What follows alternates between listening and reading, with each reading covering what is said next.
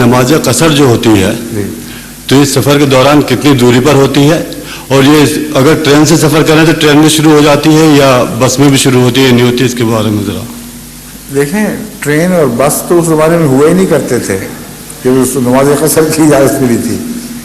تو جو چیز پیدا نہیں ہوئی تھی اس کے متعلق ہم حکم کیسے لگا سکتے ہیں کہ وہاں اور حکم آیا ہوگا یہاں اور حکم آیا ہوگا؟ کیونکہ سوال ابس لغو ہے. یہ سوال صرف یہ ہونا چاہیے کہ آج کل سواری کے اطوار بدل گئے، رفتاریں بدل گئیں، سفر کا لفظ کس فاصلے پر اطلاق پائے گا اور کتنے فاصلے پر اطلاق پائے گا، یہ ہے جو ایک سوال ہے جس کا حق ہے.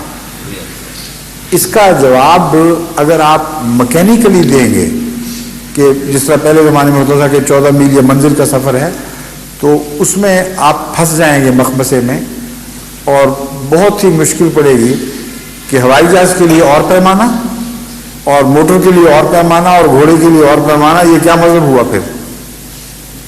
اس لیے جہاں تک میری ذات کا تعلق ہے، میری فہم کا تعلق ہے، اس کا جواب میں وہی دوں گا جو پہلے میں نے دیا تھا کہ سب سے اعلیٰ نفس کا فتویٰ ہے.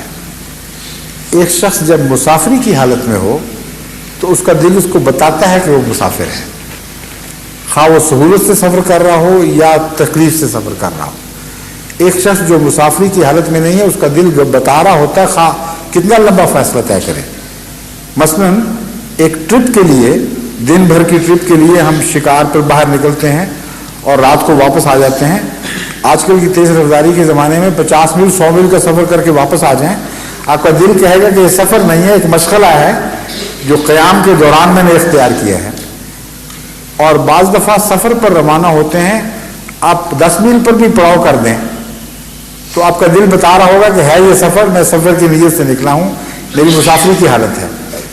تو بجائے اس کے کہ آپ مجھ سے ایک ایسا جواب لیں جو رسمی ہو اور اس کا اطلاق کرنا مشکل ہو، سب سے آسان یہی جواب ہے کہ اپنے نفس سے پوچھیں آپ سفر کی حالت میں ہیں کہ نہیں. سمجھ گئے؟ اور آپ کا نفس آپ کو ٹھیک بتائے گا، اور جہاں غلط بتائے گا اس پر آپ پکڑے نہیں جائیں گے، کیونکہ اپنی طرف سے آپ نے سچائی سے فیصلہ کیا ہوگا.